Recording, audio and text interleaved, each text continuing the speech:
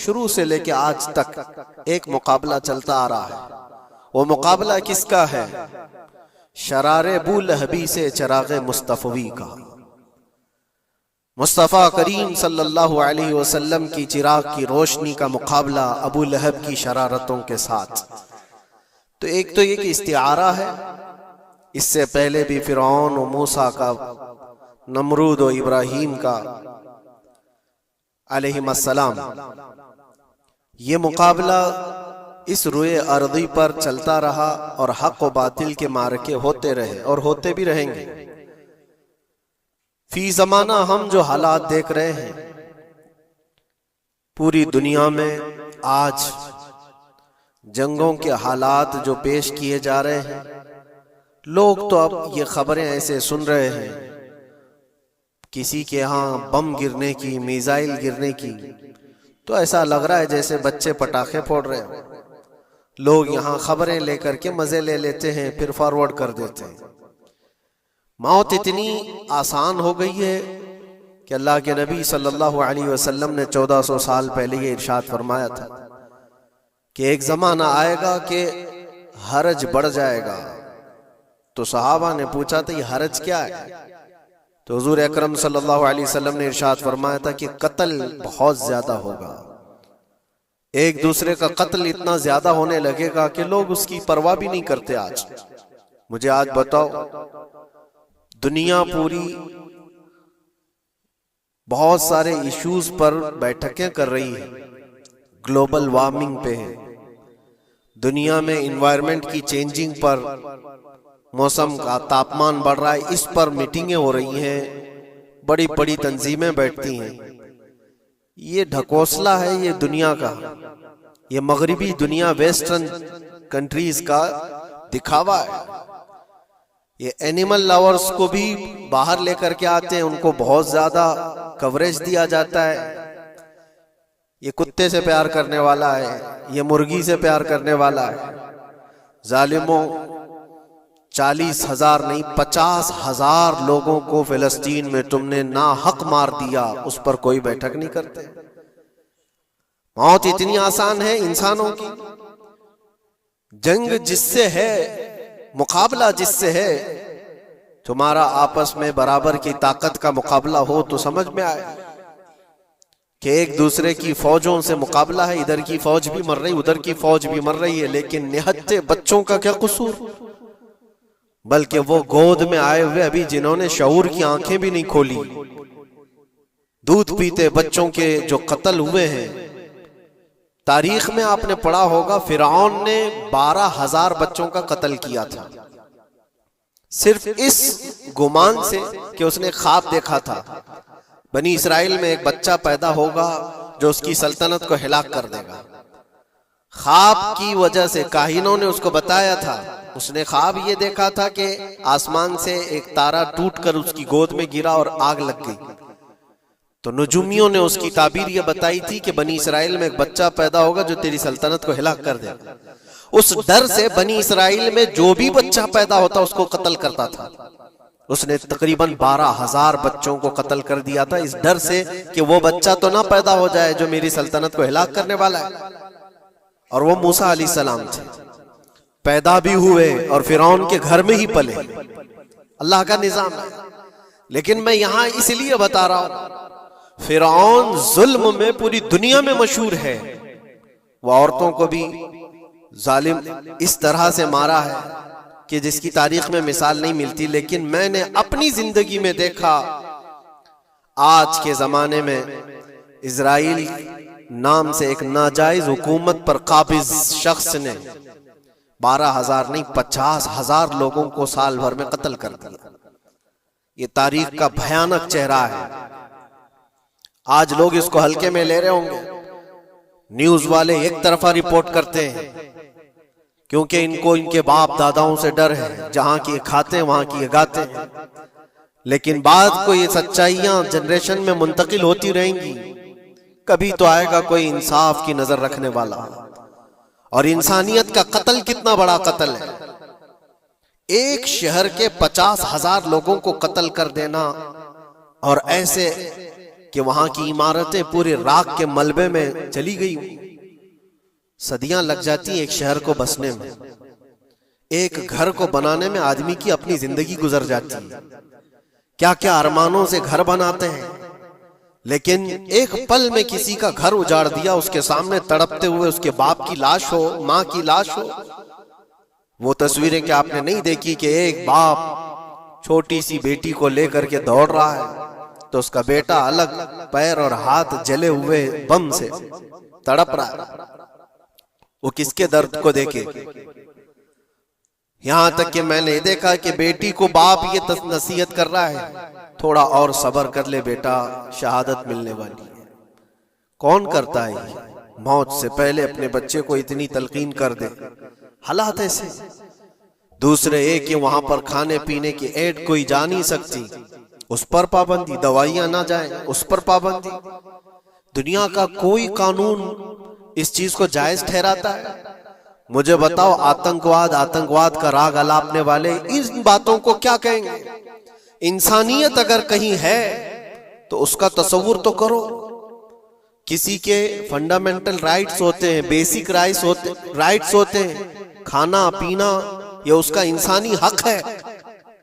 दुश्मनी तुमसे जिनकी है उनके साथ मुकाबला करो, आम शहरियों के साथ नहीं। मुखबिर सादिक रसूल अकरम सल्लल्लाहु तआला अलैहि वसल्लम की तालीमात देखो। जिहाद को लेकर जो प्रोपेगेंडा तुम फैलाते हो और हर चीज को जिहाद का लफ्ज दे करके एक ऐसा नैरेटिव क्रिएट करते हो कि लोगों के दिमाग में एक प्रोपेगेंडा फैल जाए। आओ मैं तुम्हें सुनाता हूँ, रसूल पाक सल्लल्लाहु तआला अलैहि वसल्लम जब सहाबा जिहाद में जाते तो उनको किन बातों की तलकीन करते थे। सबसे पहले मुजाहिदीन सहाबा से कहते, जिस जगह तुम जा रहे हो मुकाबला तुम्हारा जिनके साथ है उन्हीं से मुकाबला करना। जो तुम्हारे खिलाफ तलवार उठाए उसके खिलाफ तुम तलवार उठाओ, और रास्तों पर बैठे हुए बूढ़ों को हाथ ना लगाना, किसी औरत के साथ छेड़छाड़ ना हो, हामला औरतें अगर कैद में आ जाएं तो उन्हें छोड़ देना। ये हुजूर पाक सल्लल्लाहु अलैहि वसल्लम की तालीमात है।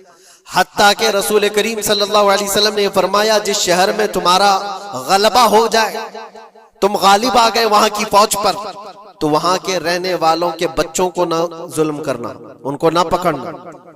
फिर तालीमात में ये है, वो चाहे जिस मजहब के भी लोग हैं उनके माबदों को, उनकी इबादत गाहों को खत्म नहीं करना, उनकी इबादत गाहों को तोड़ फोड़ ना करना जिस शहर में तुम जा रहे हो।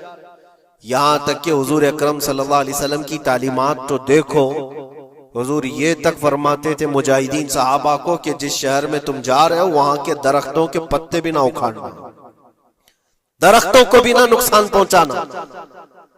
जंगी तालीमात को आज कोई नजर में नहीं रखता है। दुनिया कहती है कि जंग के दौरान भी कुछ उसूल होते हैं, लेकिन कोई उसूल नहीं। हमने देखा है जिसकी ताकत है उसका बोलबाला है। ये दुनिया उनके खिलाफ कभी कोई बात नहीं करती। आज से तकरीबन 20 साल पहले भी इराक की क्या हालत थी आपने देखा होगा। एक झूठे प्रोपेगेंडे की वजह से पूरे इराक को तबाह किया गया, आज तक वो संभल नहीं पाया। न्यूक्लियर पावर इराक के अंदर मौजूद है, उसके रिएक्टर वहां पर मौजूद है। क्या क्या चीजें उस जमाने में फैलाई गई। सोशल मीडिया तो नहीं था उतना, दुनिया ने ये मान लिया कि हाँ दादा कह रहा है तो होगा, और हमला किया इसी बुनियाद पर। 20 साल हो गए, आज तक इराक में कोई न्यूक्लियर पावर प्लांट नहीं नजर आया, कहीं नहीं। एक झूठे प्रोपेगेंडे की वजह से वहां के कितने लाख लोगों को बेघर होना पड़ा है पता है। कुछ जगह ऐसी हैं जहां बम बरसाए गए, आज तक वहां कोई सब्जा नहीं उगता, कोई वहां पर फसल नहीं होती। मैंने खुद अपनी आंखों से देखा एक नया मैदान जिसपे लोग फुटबॉल खेलते थे, चंद सालों के बाद देखो तो पूरा मैदान कब्रों से भरा हुआ है। कब्रें हैं वहां पर, पूरी कब्रें। लोगों को जनाजा उठाने के लिए लोग नहीं मिलते हैं। मौत इतनी आम कर दी गई थी। इन बातों को कोई कहता है? आपने सुना कभी अबू गुरैब जेल के मुतालिक? कैदियों के साथ जो वहशियाना सलूक किया इन गोरों ने, अल्लाह की पनाह। बहुत सख्त किस्म के, दुनिया में बदनाम जमाना जेल उसको कहा जाता है। हर तरह की वहां पर कैदियों के साथ आजमाइशें हुई, हर तरह की। उन पर कुत्ते छोड़ देना, उनकी शर्मगाहें काटना, उन पर पेशाब करना, हर चीज जो इंसानियत सोज है, इंसानियत को जला देने वाली, ये सारी हरकतें की गई। दुनिया खामोश है उस सिलसिले में। क्यों? सुपर पावर के 1000 गुना भी हजम कर लिए जाते हैं। छोटा मुल्क या गरीब आदमी कोई बात करे तो सारे उस पर टूट पड़ते हैं। आज मैं एक चीज आपको बताना चाह रहा हूं कि ये कोई नई चीज नहीं है जो हो रही है आज दुनिया में, ये फैलने वाली है और कयामत के करीब हम आ चुके हैं। हो सकता है दुनिया पूरी जंगों के लपेट में हो, जो रसूल पाक सल्लल्लाहु अलैहि वसल्लम ने इरशाद फरमाया, कत्ल इतना बढ़ जाएगा कि 100 लोग हों तो 99 मर जाएंगे, एक बच जाएगा। कत्ल इतना बढ़ जाएगा, ये जंग की आग हो सकता है आसपास सब फैल जाए, जिसकी वजह से इस वबा में, इस बला में सब मुलविस होने लग जाएंगे। और एक बात ये भी याद रखो, चाहे जैसी भी हुकूमत हो, तारीख पूरी उठा करके देखना, जुल्म के बाद जो गुरूर और तकब्बुर में आकर फिरौन बनने की कोशिश करता है, उसका अंजाम अल्लाह ताला बहुत भयानक फरमाता है, बहुत भयानक अंजाम होता है। अब के जालिम भी अपने अंजाम के बहुत करीब आ चुके हैं। इन्होंने जुल्म इतना किया है, वो बच्चों की आहें, वो औरतों की चीखें क्या बारगाह रब्बुल इज्जत में ना पहुंची होंगी?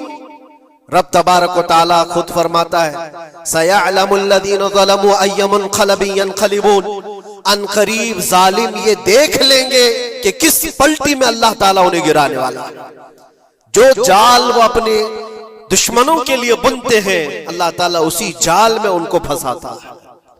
आज देखना आप, तारीख की सच्चाइयां आपको इस बात का जवाब देंगी। जालिम ये समझता है कि मैं खुदा के बराबर हो चुका, मुझे कोई भी हिलाक नहीं कर सकता। अल्लाह ताला फरमाता है, इन्नमा तकूनु युद्रिकुमुल मौत वलौ कुंतुम फी बुरूजिम मुशय्यदा, तुम मजबूत किले में क्यों ना बैठे हो, मौत तुम्हारे पास आकर पकड़ लेगी। और रब तबारक व तआला के लिए कोई चीज नामुमकिन है। लोग आज हवा बनाते हैं कि एयर डिफेंस सिस्टम इतना बड़ा है, कोई कुछ नहीं कर सकता। एक छोटे से पिद्दे से एक नाजायज कंट्री को महफूज दिखाने के लिए दुनिया पता नहीं क्या क्या बातें वायरल करती है। इजराइल के पास आयरन डोम है, एयर डिफेंस सिस्टम इतने बड़े हैं, कोई नहीं आ सकता। वो खुदा है? कोई खुदा है? लेकिन दुनिया आज देख रही है, बहुत सारी चीजों को देख रही है। मुझे यहां पर किसी के सिलसिले में नहीं कहना है, लेकिन एक बात कहना है कि नशा में चूर, घमंड में चूर जो बंदा होता है, अल्लाह ताला कभी उसको मच्छर से भी हिलाक करता है। बहुत बड़ी ताकत का इससे मुकाबला होना जरूरी नहीं, तुम्हारे पास होगा बहुत बड़ा सिस्टम, लेकिन रब तबारक व तआला जब इंतकाम ले ले तो फिर तुम्हारे लिए बहुत बड़ी ताकतों की जरूरत नहीं। आप हमें तारीख बताओ, इराक में नमरूद एक जमाने में इस तरह की हरकत किया था कि उसने बहुत बड़ी इमारत बनाई थी, और उसके मुताबिक बात ये थी कि वो 1000 लोगों से तन्हा लड़ सकता था, इतनी उसकी ताकत थी। शेर से खुद मुकाबला करता था, कभी डरता नहीं था। नमरूद की ताकत मशहूर थी उस जमाने में, और सारे लोग उसकी ताकत का लोहा मानते थे, हत्ता कि वो कभी अपनी जिंदगी में बीमार नहीं हुआ था। आदमी जब बीमार नहीं होता तो उसका गुरूर बढ़ जाता है, सोचता है मुझे कुछ हो नहीं सकता। नमरूद ने उसके बाद ये देखा, सारी दुनिया मेरे कब्जे में है, ताकत और दौलत के जखीरे सब उसके पास से, लेकिन एक चीज नहीं थी, मौत। मौत पर कंट्रोल। इसको कैसे किया जाए कंट्रोल? यानी मरने से बच तो नहीं पाएगा, ये कंट्रोलिंग पावर भी हमारे पास होना चाहिए। उसने एक बहुत बड़ी इमारत बनाई, कहा कि खुदा आसमानों में होता है, हम इतनी बड़ी इमारत बनाएंगे कि उन इमारतों पर चढ़कर खुदा को ललकारेंगे, आजा मैं मुकाबला करता हूं, और मुकाबला करके मैं खुदा को गिरा दूंगा किसी भी तरह से। अगर मुझसे ना हो सके तो पूरी फौज को तैयार करूंगा। खुदा से लड़ाई लड़ करके एक बार वो मौत और हयात का पावर अपने हाथ में ले लेंगे, फिर हमको जब तक चाहे जीना है। कहां की खाम ख्याली, लेकिन उसने बनाया, पूरी दुनिया भर से लोगों को जमा किया, सबकी जुबान एक बनाया, सबकी करेंसी एक बनाया, सारी उस पूरी दुनिया के लोग उसकी फौज में, सबको ये बावर कराना शुरू किया कि हमारी लड़ाई है दुनिया से नहीं, हमारी लड़ाई क्रिएटर से, खालिक से। हम उससे पावर छीन लेंगे एक बार और फिर अपने हाथ में मौत और हयात का कंट्रोल रखेंगे। जिसको जितनी लंबी उम्र चाहिए मैं दूंगा, जिसको जब तक जीना है मैं दूंगा, अजल तक, अजल से लेकर अबद तक, ये सारे ख्यालात उसके थे। और उसने जमा किया, इमारत भी बनाया, फौज भी तैयार किया। क्या रब तबारक व तआला ये नहीं देख रहा था? उसकी तैयारी, उसका जमा करना, उसकी इमारत बनाना, बहुत दिनों तक ये सब काम चलता रहा। रब तबारक व तआला किसी से गाफिल नहीं, दिलों में गुजरने वाले हालात से भी बेखबर नहीं, लेकिन बंदे को रब तबारक व तआला ढील देता है। कुरान में रब ताला फरमाता है, वला यहसबन्नल्लज़ीना कफरू अन्नमा नुमली लहुम खैरुल लिअन्फुसिहिम इन्नमा नुमली लहुम लियज़दादू इस्मा। काफिर जो उनको ढील मिली है, ये न समझें कि हमने जो उनको छोड़ रखा है उनके लिए बेहतर है, बल्कि इसलिए हम छोड़ रखे हैं कि वो और ज्यादा करें, और ज्यादा करें। लियज़दादू इस्मा वलहुम अज़ाबुम मुहीन, फिर हम जिल्लत वाला अज़ाब उन्हें देने वाले हैं। ये मत समझ लो कि रब तबारक व तआला इन सब चीजों से बेखबर है। नमरूद इतना सब करता रहा, अल्लाह ने उसको छोड़ रखा। बना ले, लंबी इमारत बना, फौज भी बना ले, सारी चीजें बना लिया, मुकाबले के लिए उसने दिन भी तय कर लिया। उसके बाद उसको खुदा से लड़ाई लड़नी थी, कहां खुदा तक पहुंचने की बात। लेकिन बंदा जब गुरूर और तकब्बुर में आता है तो वहां तक भी सोचता है, उसे मौत पर कंट्रोल हासिल करना था, बस ये एक चीज थी।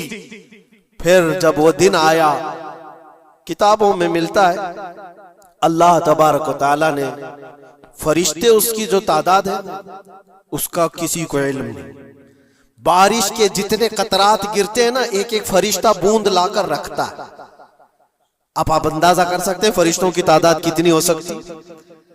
उसमें जो बड़े फरिश्ते हैं वो जिब्राइल, मीकाईल, इसराफील और इज़राइल अलैहिमुस्सलाम, जो सरदार मलाइका हैं, फरिश्ते हैं, उनके अपने अपने काम हैं, बहुत पावरफुल फरिश्ते हैं। इनकी बात नहीं कर रहा, किसी एक आम फरिश्ते को रब तबारक व तआला ने बुलाया और फरमाया, जाओ जमीन पर, हमारे एक बंदे ने हमसे लड़ाई का इरादा कर लिया है। उसकी ताकत और कुव्वत और उसकी जमा शुदा सारी चीजों को देख करके आओ। वो फरिश्ता जमीन पर आया, जिस जगह पर उसने ये सब जमा किया था। फरिश्ता उतरकर सिर्फ अपने पैर हिलाया था, पूरी इमारत भस्म हो गई। कुछ नहीं किया था, उसकी बनाई हुई इमारत भस्म हो गई। जितनी फौज जमा किया था सब कीड़े मकोड़ों की तरह मर गए और सबकी जुबानें मुख्तलिफ हो गई, कोई एक दूसरे को पहचान नहीं पा रहा। ये मिनटों की भी बात नहीं थी, सेकंडों की बात थी। फरिश्ता वापस चला गया, नमरूद का जवाल हो गया, खत्म हो गया। पर हम अपनी पसंदीदा चीजों पर कब्जा करके बैठते हैं, उनके साथ दिल लगाए होते हैं। इसी वजह से हजरत सैयदना इब्राहीम अलैहिस्सलाम से जो कुर्बानी मांगी गई, तो वो जानवरों की या उनके घर बार की या किसी चीज की नहीं, बल्कि आपके उस अजीज बेटे की जो 90 साल की उम्र में पैदा हुआ। हजरत इब्राहीम अलैहिस्सलाम की उम्र तकरीबन 90 साल की थी जब आपके घर हजरत इस्माइल अलैहिस्सलाम की विलादत हुई, जिसको इतने लंबी मुद्दत के बाद, इंतजार के बाद बेटा पैदा हुआ हो, तो फिर वो अपने उस बेटे पर कैसे जान छिड़कता होगा, कितनी मोहब्बतें उसके साथ होंगी, बाप की भी और माँ की भी। और वो बच्चा जब जवानी की तरफ बढ़ रहा हो और उस वक्त अल्लाह ताला का हुक्म था कि इस बेटे को हमारी बारगाह में कुर्बान करो, तो ये अजीज चीज, पसंदीदा चीज अल्लाह की बारगाह में कुर्बान करना। और वो नबी थे, इसलिए उनके एतबार से उनको हुक्म हुआ। नबियों का ईमान सबसे आला है और उनका इम्तिहान भी सबसे बड़ा होता है। आम लोगों को यह हुक्म नहीं दिया गया कि तुम अपने बेटों की और बेटियों की कुर्बानी करो। वो नबी थे और वो कर गुजरे, उन्होंने जरा बराबर भी हिचकिचाया नहीं, बल्कि जब अपने बेटे हजरत इस्माइल अलैहिस्सलाम से कहा, इन्नी अरा फिल मनामी अन्नी अज़बहुका, मुझे ख्वाब में ये बताया गया है कि तुम्हें ज़बह कर दिया जाए, मैं ज़बह करते हुए तुमको देख रहा हूं। तो इस्माइल अलैहिस्सलाम ने नहीं कहा, अब्बा इस छोटी उम्र में मुझे कहां मार डालोगे, बल्कि जवाब में यूं कहा, फंजुर माज़ा तरा, ऐ वालिदे गिरामी, आपको जिस बात का हुक्म दिया गया है आप उस पर अमल कर जाइए, मैं हाजिर हूं। फंजुर माज़ा तरा, जो कुछ आपने देखा है उस पर अमल कीजिए। और फिर ये भी कहा, इंशाअल्लाह आप मुझे सब्र करने वाला पाएंगे। और हुआ वही कि इस्माइल अलैहिस्सलाम को लेकर जब हजरत इब्राहिम अलैहिस्सलाम कुर्बान गाह में गए थे, तो इस्माइल अलैहिस्सलाम ने खुद कहा था अपने बाप से कि अपनी आंखों पर पट्टी बांध ले, कहीं मुझे ज़बह होते हुए देखकर आपके दिल में फिर से वो मोहब्बत ना जाग जाए जो बेटे की मोहब्बत होती है, और फिर अल्लाह के हुक्म से पीछे ना हट जाए। इब्राहिम अलैहिस्सलाम ने आंखों पर पट्टी बांध ली कि अल्लाह के हुक्म में कोई खलल ना पैदा हो। अपनी अजीज चीज, पसंदीदा चीज जब आदमी कुर्बान कर रहा होता है तो बहुत हिचकिचाता है, कितने ख्यालात उसके पास आते हैं। ये नबियों का इम्तिहान था और हर साल कुर्बानी पर हम इसको याद करते हैं, लेकिन ये कुर्बानी हमें ये दर्स दे करके जाती है कि ए अजीजों, अल्लाह ने जो तुम्हें दिया है उसमें जो सबसे पसंदीदा चीज है अल्लाह की बारगाह में कुर्बान करो। हर एक की अलग अलग चीजें होती हैं पसंदीदा, पता नहीं किसके यहाँ कौन सी चीज अजीज है, लेकिन कुछ चीजें कॉमन हैं। दौलत तकरीबन सबकी पसंदीदा चीज है, औलाद तकरीबन सबकी पसंदीदा चीज है, वक्त ये सबका लाजमी हिस्सा है और उसको कोई जल्दी कुर्बान नहीं करता। तो मेहनत से कमाई हुई दौलत को अल्लाह ताला के यहाँ खर्च करो, कुर्बान करो, ताकि तुम उस कामयाबी को पहुंचो। फिर भी आप अंदाजा करो, देता कौन है हमें रिस्क, कौन देता है माल? सब कुछ अल्लाह रब्बुल इज्जत। अगर वो हुक्म करे कि मैंने तुम्हें 100 दिए हैं, उसमें से 50 मेरी राह में कुर्बान कर दो, 50 अपने पास रख लो, तो भी इंसाफ है, अदल है। अल्लाह करीम जिसका खुद का दिया हुआ है वो चाहे तो 90% अल्लाह ताला यूं फरमा दे कि मेरी राह में कुर्बान कर दो, 10 तुम रखो। नहीं, रब तबारक व तआला ने न 50 का हुक्म दिया तुम्हें, न 40 का हुक्म दिया, न 30 का, न 10 का, बल्कि साल में एक मर्तबा सिर्फ 2.5% अपने माल से निकालने का हुक्म दिया। उसमें भी हम देखते हैं कितने लोग आनाकानी करते हैं, ज़कात को बचाने के लिए हीले करते हैं।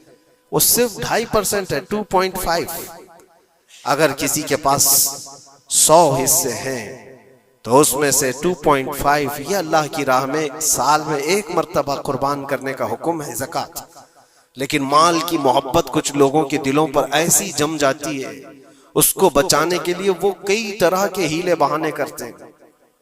जबकि ये भी मैं आपको बता दूं, इनकम टैक्स जो होता है वो तुम्हारी इनकम पर लिया जाता है, जितना तुम कमा रहे हो उस पर टैक्स देना होता है। लेकिन ज़कात इनकम पे नहीं है, ज़कात सेविंग पे है। जितना तुम बचा रहे हो उस पर ज़कात है, तुम कमा रहे हो कितना उस पर कोई ज़कात नहीं। अगर तुम महीने में 1 करोड़ रुपए कमाते हो और 1 करोड़ रुपए पूरे खर्चा भी कर जाते हो तो साल भर में तुम पर कोई ज़कात नहीं, कोई ज़कात नहीं। लेकिन हाँ, अगर बचा करके रखते हो थोड़ा हिस्सा तो साल भर में वो बची हुई हिस्से पर अल्लाह की तरफ से ज़कात का हुक्म है। इसीलिए इस्लाम में ज़ख़ीरा अंदोज़ी, जमा करना, ये एक बुरा काम है। इसी से दिल पर मैल जमा होता है। जब माल ज्यादा जमा होता है तो दिल के ऊपर मैल ज्यादा जमा होने लगता है, और अल्लाह ताला अपने बंदों के लिए नहीं चाहता कि तुम्हारे दिलों पर माल की मोहब्बत का मैल जमना शुरू हो जाए। इसीलिए हर साल उतना हिस्सा निकाल दिया करो। अजीज़ान गिरामी वक़ार, ये तो माल के मुताल्लिक था, और बाकी अल्लाह ताला कुरान में ये भी फरमाता है। मिसाल के तौर पर मैं आपको बता दूं, अल्लाह के नबी सल्लल्लाहु तआला अलैहि वसल्लम के पास कुछ चीजें आई, आपने तकसीम फरमा दिया, कुछ एक हिस्सा कुछ बाकी रह गया था, गोश्त था या खजूरें थी। उस गोश्त का हिस्सा घर में रखा गया, आप सल्लल्लाहु अलैहि वसल्लम ने बाद में पूछा कितना बचा है और कितना दे दिया गया? कहा इतना इतना इतना सब कुछ बट गया, एक टुकड़ा कुछ बाकी रह गया। तो आपने फरमाया हकीकत में जो दिया गया है वही असल बचा हुआ है अल्लाह की बारगाह में, और जो हमने रखा है ये तो खर्चा होने वाला है, ये हमारे लिए है, और जो दिया गया वो हमेशा अल्लाह के पास रहने वाला है। मा इंदकुम यनफदु व मा इंदल्लाहि बाक। कुरान में अल्लाह फरमाता है जो तुम्हारे पास है वो सब फना हो जाएगा, और जो अल्लाह के पास तुमने दे रखा है वो बाकी रहने वाला है। इसीलिए अल्लाह ताला खुद फरमाता है बनी आदम जो अपने हाथ से सदका करता है उसके सदके को मैं खुद लेता हूं और उसको बछड़े की तरह पाल करके बड़ा करता हूं। क़यामत के दिन वो बंदा आकर देखता है एक सिक्का कुछ खैरात किया था अपनी जिंदगी में, और वहां देखो तो पहाड़ के बराबर नेकियां उसकी होंगी। वो पूछता है इतनी मेरी कहां से आ गई? तो रब ताला फरमाता है तेरे उस छोटे से सदके को मैंने पाल करके इतना बड़ा किया। तो जो तुम दे रहे हो अल्लाह के यहाँ वो बाकी है, वो बचा हुआ है। होता यह है मेरे अजीजों, जो चीजें हमारी अजीज हैं, जो महबूब हैं, उसको हम कुर्बान करना नहीं चाहते जल्दी। एक दानिश्वर ने कहा था फलों की दुकान पर एक फकीर आया और फल बहुत सारे रखे हुए थे। एक बूढ़ा फकीर, उसको आम खाने की ख्वाहिश पैदा हुई। उसने दुकान वाले से कहा कि मुझे अल्लाह के नाम पर कुछ दे दो।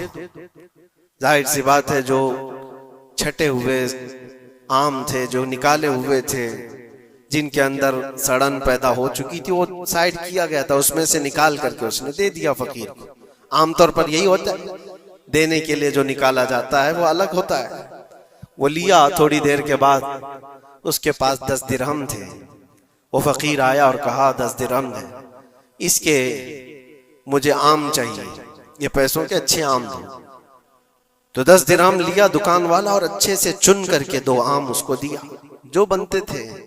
वो फकीर हाथ में दोनों आम लिया और फिर अल्लाह की बारगाह में दिखा कर कहा है अल्लाह देख इस बंदे ने तुझे क्या दिया है और मुझे क्या दिया है। तेरे नाम पर मांगा था तो सड़ी हुई चीजें दिया, और मेरे पैसों से दिया है तो अच्छा माल दिया। क्या ये आमतौर पर नहीं होता हमारे यहाँ? खाना अगर बच जाए तो उसे तक बांटने में दे दिया जाए। उस वक्त मदरसे के बच्चे याद आते हैं। वलीमे में, शादी में, मंगनी की रस्म में खाना देगों बनाया जाता है और बच जाए तो सोचते हैं किसी मदरसे में गरीब तलबा को दे दिया जाए, या फकीरों और मिस्कीनों को खुरचन देने के लिए हम खड़े रहते हैं कि बच गया है, खराब हो जाएगा, इससे अच्छा है कि गरीब लोग खा लेंगे। ऐसा क्यों नहीं होता कि जब देग पक कर तैयार हो जाए तो उसका ऊपर वाला पहला खाना फुकरा को दे दिया जाए, क्योंकि वह अल्लाह के नाम पर दिया जा रहा है। हमारे अपने खाने से पहले गुरबा और मसाकीन का ख्याल कर लिया जाए। इसीलिए मुझे वो बात याद आती है, रसूल मुकर्रम सल्लल्लाहु तआला अलैहि वसल्लम की आदत करीमा थी, जब आपके दस्तरखान पर कोई फकीर आता तो अल्लाह के नबी सल्लल्लाहु अलैहि वसल्लम के दस्तरखान पर जो कुछ होता सबसे पहले उसको पेश कर देते। हुजूर पाक सल्लल्लाहु अलैहि वसल्लम रमजान के महीने में दस्तरखान पर बैठे हुए हैं। एक मुसाफिर आया बड़ी दूर से, वो हुजूर को मिलने के लिए आया था। हुजूर पाक सल्लल्लाहु अलैहि वसल्लम अस्हाबे सुफ़ा के साथ, जो 70 सहाबा, गरीब सहाबा हुजूर के दर पर पलते थे, उनके साथ इफ्तारी कर रहे थे। और एक मुसाफिर आया, उसको बुलाया गया, आ जाओ दस्तरखान पे।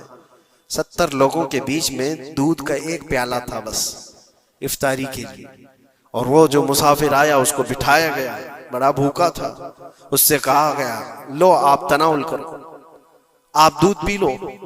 उसने उठाया, किसी का ख्याल ही नहीं किया, पूरा दूध पी गया। अल्लाह के नबी सल्लल्लाहु अलैहि वसल्लम ने मुस्कुरा कर कहा अल्लाह तेरा भला करे। आता है फकीरों पे उन्हें प्यार कुछ ऐसा, खुद भीख दें और खुद कहें मंगते का भला हो। हमारी पसंदीदा चीज अगर कोई उठा ले तो फिर हम आग बगोला हो जाए। खास तौर पर अगर यह आजमाना हो तो रमजान में इफ्तार के मौके पर देखें, अपने दस्तरखान पर से हमारे सामने की चीज कोई और उठाने लग जाए तो पारा चढ़ जाता है, गुस्सा आने लगता है, हम नहीं देना चाहते। वो सारा अपना जमा करके रखा हुआ होता है। यही वो इम्तिहान है जो कुरान में अल्लाह फरमाता है अपनी पसंदीदा चीज जब तक तुम अल्लाह की बारगाह में नहीं कुर्बान करोगे, उस कामयाबी को नहीं पहुंच सकते। हमारा दिल छोटा है, उसी वक्त अंदाजा हो जाना चाहिए कि मेरे दिल में वसाअत कितनी है, कुशादगी कितनी है। आजमा करके देख लेना, इफ्तारी के टाइम पे थोड़ा सा तुम्हारा शरबत कोई उठा ले या कोई फ्रूट तुम्हारे इधर से उधर कर दे दस्तरखान पर। झगड़े होते हैं बहुत सारे, गुस्से में आग बगोला होता है, लाल पीला होता है, पता नहीं क्या क्या सुना देगा। दिन भर का सब्र किया हुआ आदमी वो इफ्तारी पर मौजूद छोटे से टुकड़े फ्रूट के अपने दूसरे भूखे भाई को देना नहीं चाहता। लेकिन यही चीज मैं आपको बताता हूं, खा करके जब शिकम सैर हो जाए, पेट भर जाए, मस्जिदों में इफ्तार के बाद हमने देखा है ढेरों फ्रूट के टुकड़े पड़े हुए रहते हैं। अब उसकी तरफ कोई देखता भी नहीं, पेट भर चुका है, वही फ्रूट है, वही शरबत है, वही सब कुछ है, लेकिन वो गिरा हुआ है, पड़ा हुआ है, कहीं तो गटरों और नालियों में फेंक दिया जाता है। या अगर कोई खाने वाला ना हो तो फिर रमजान में मांगने वाले या फकीरों को ढूंढा जाता है। अपना पेट भर जाने के बाद फिर फकीरों को ढूंढना, ये वो इम्तिहान नहीं है जो इब्राहिम अलैहिस्सलाम ने दिया था। हाँ, अल्लाह के नबी सल्लल्लाहु तआला अलैहि वसल्लम के जो अखलाक थे वो सहाबा में भी थे। सहाबा कराम रिदवानुल्लाहि तआला अलैहिम अजमईन की वो बातें मैं आपको बताऊं। हुजूर पाक सल्लल्लाहु अलैहि वसल्लम की बारगाह में एक मेहमान आता है रात के वक्त, और हुजूर सल्लल्लाहु अलैहि वसल्लम अपने सहाबा में फरमाते हैं, है कोई जो मेरे मेहमान की मेहमान नवाजी करे, अल्लाह उसे जन्नत से खाना खिलाए। सहाबा तो जाहिर सी बात है हर नेकी को बढ़ चढ़ करके लेते थे। एक सहाबी थे हजरत तलहा रदियल्लाहु तआला अन्हु, उन्होंने कुछ देखा ही नहीं घर में है कि नहीं है, फौरन कहा या रसूल अल्लाह, इस मेहमान को मैं ले जाता हूँ। हुजूर पाक सल्लल्लाहु अलैहि वसल्लम से दरखास्त की और लेकर के घर आ गए। पता चला बीवी को ने कहा, पहले तो हमारा खुद का ही खाना नहीं है, आप मेहमान भी ले आए। साहबी रसूल ने अपनी बेगम से पूछा कितना है, कहा एक आदमी सिर्फ खा सकता है। और घर में कितने लोग हैं?